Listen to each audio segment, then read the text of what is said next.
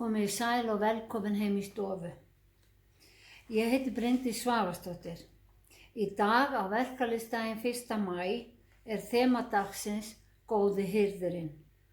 Lestrarnir fjalla í myndmáli söfnuð Guðs, sauðina og hinn eina sanna hirði. Ég mun lesa Guðspjallið sem ég tala út frá og valin vers úr Gamla og Nýja testamentinu.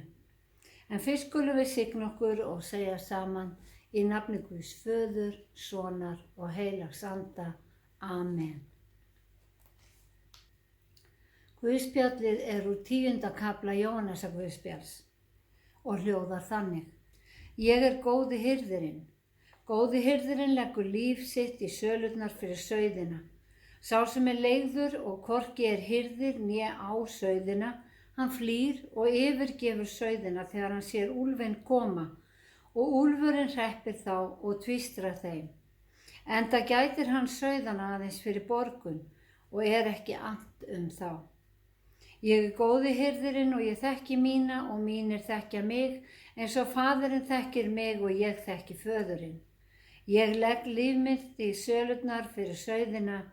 Ég á líka aðrar sauði sem eru ekki úr þessu sauðabyrgi. Þá ber mér einnig að leiða, þeir munu heyra raust mína og það verður ein hjörð, einn hirðir. Þannig hljóðar hið heilaga Guðspjall. Jesús notar nafn Guðs, ég er, þegar hann skilgreinir sig sem góða hirðin, því það eru til slæmir hirðar. Jesús var að benda á leiðtoga gyðinga sem höfðu ritningarnar, lásu spádómana í samkunduhúsunum, sáu kraftaverkin sem Jesús gerði en höfnuðu honum samt. Fólki fylgdi þeim því að óhlýðni við leiðtogana jafnaðist á við óhlýðni við Guð.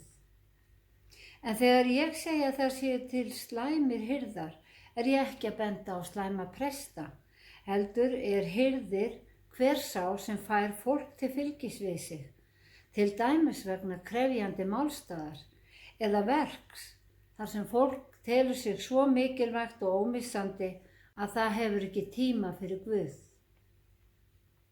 Og heimurinn og kirkjugarðurinn er fullur af þannig einstaklingum sem völdu slæma hirða. Guðspjallið sagði, Jesús þekkir sína sauði og þeir þekkja hann. Orðið sauður hefur verið uppnefni í niðrandi merkingu í gegnum tíðina hér á landi. En hjá Jesú merkti það hina trúföstu sem fylgdi honum, hinum eina sanna hirði. Ég hef stundum tekið upp Biblíuna, sýnt fermingabörnum hvað hún er þykk, hvað letrið er smátt og síðan sagt við þau að skilaboðin til okkar úr þessari bók, skilaboðin sem að frelsa okkur, finnast í einni setningu. Hún er í Rómverjabréfinu og hljóðar þannig. Ef þú játar með munni þínum, Jesús er drottinn og trúir í hjarta þínu að Guð hafi vakið hann upp frá dauðum, verður þú hólpinn. Það er svo einfalt, að einfaldara getur það ekki verið. Til hvers er þá þessi þykka bók? Er þá ekki óþarf að lesa hana? Þá segi ég þeim að ef ég færi á einhver stað í heiminum með þessi skilaboð, stað þar sem enginn þekkti Jesú, þá myndi fyrsta spurningin sem ég fengi vera, hver er Jesús? Og það fáum við að vita í þessari bók. Eins og Guðspjallið sagði þá þurfum við að þekkja Jesú til þess að hann þekki okkur. Við þurfum að kynnast honum, lesa eða heyra hann. Þannig styrkjumst við í trúnni og hún verður hluti af daglegu lífi okkar. En það krefst tíma. Við verðum að gefa Guði tíma. Jesús fór reglulega afsíðis og átti stund með Guði föður sínum. Og Jesús jafnaði sambandið milli hirðis og hjarðar við sambandið milli hans sjálfs og Guðs. Og munum orð Guðs hann sagði, þessi er minn elskaði sonur. Og við erum hinn elskaða hjörð, eins og Guðspjalli segir. Hann góði hirðirinn sem lagði lífið í sölurnar fyrir sauði sína til að bjarga þeim. En athugið að það engin maður sem gat tekið Jesú af lífi. Þegar Jesús var handtekinn og leiddur fyrir Pílatus, segir Pílatus við hann: Viltu ekki tala við mig? Veistu ekki að ég hef vald til að láta þig lausan og ég hef vald til að krossfesta þig? Og Jesús svaraði: Þú hefðir ekkert vald yfir mér ef þér var ekki gefið það að ofan. Svo að Guð gaf leyfið.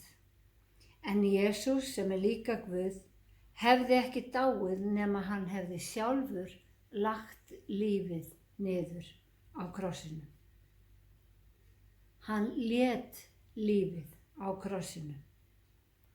Það varð að gerast því að dauði Jesú og upprisa var órjúfanlegu þáttur í að uppfylla vilja Guðs og aðeins Guð gat reist Jesús upp aftur.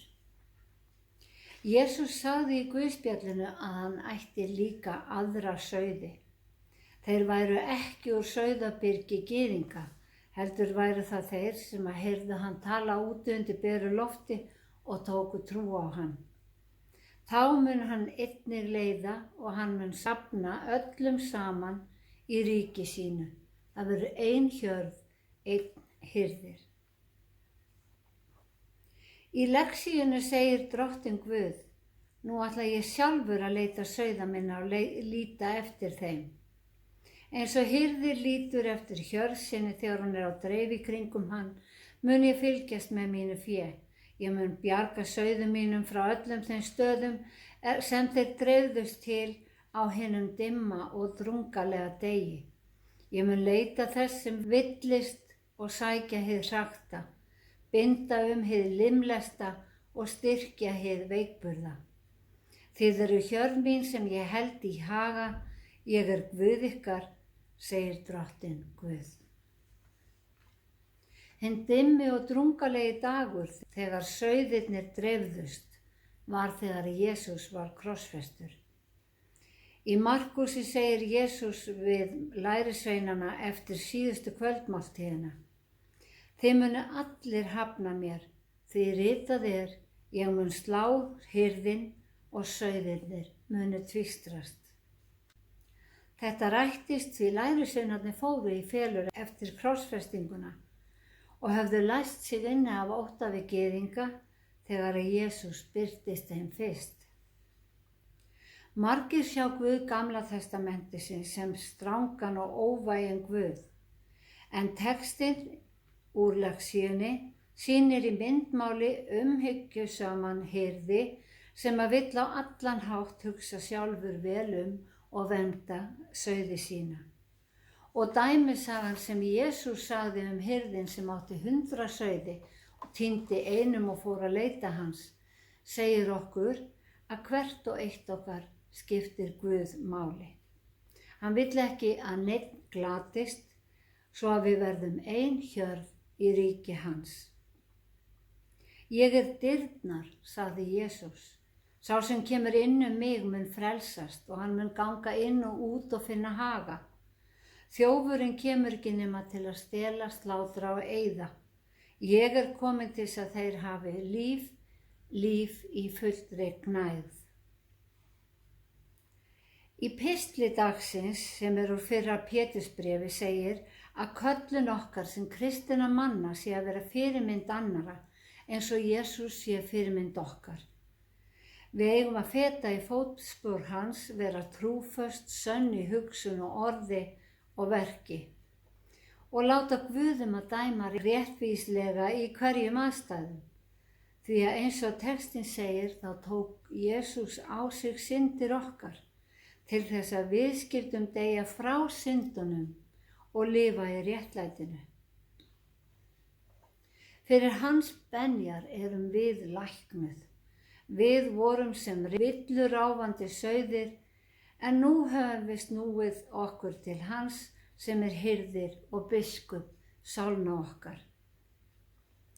Enginn í heimssögunni hefur hlotið eins óréttmætan dóm og Kristur fékk, né borið hann með slíku æðruleysi eins og hann, og við erum hvött til að feta í fótspor hans. Jesús leið fyrir okkur, tók á sig okkar syndir, okkar vantrú og fór á krossinn til að fullkomna verkið, því það var það eina leiðin til að bjarga okkur. Til að feta í hans fótspor verðum við að kynnast honum, taka ákveðna stefnu, hætta að vera villuráðandi sauðir, íhuga hvað Jesús myndi gera þegar við lendum í erfiðum aðstæðum, horfa til hans, treysta honum, trúa á fullkomna frelsun, tilbiðja og viðurkenna Jesú sem frelsar okkar. Við þurfum að játa trúna á hann. Hvern þann sem kannast við mig fyrir mönnum, sagði Jesús, mun og ég við kannast fyrir föður mínum á himnum.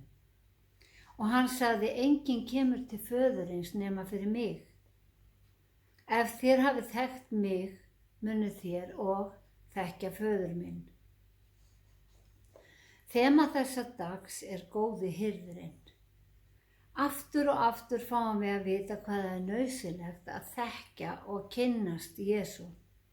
Hvernig eigum við annars að vita að hann sé hinn eini sanni hirðir, sonur Guðs sem kom og lagði líf sitt í sölurnar fyrir okkur.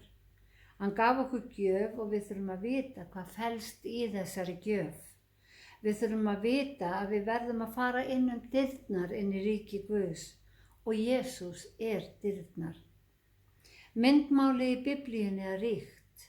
Jesús sótti það í daglegt líf og störf manna til þess að auðvelda þeim að skilja dæmisögurnar.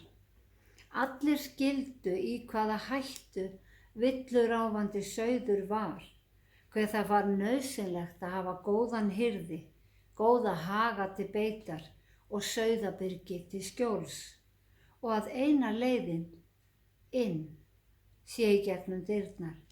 Og þær verða að vera opnaðar fyrir okkur. Þess vegna þurfum við að þekkja hirðin og hirðirinn þarf að þekkja okkur. Drottinn blessi þig og varðveiti þig, Drottinn láti sína ásjónu lýsa yfir þig og sé þig náðugu.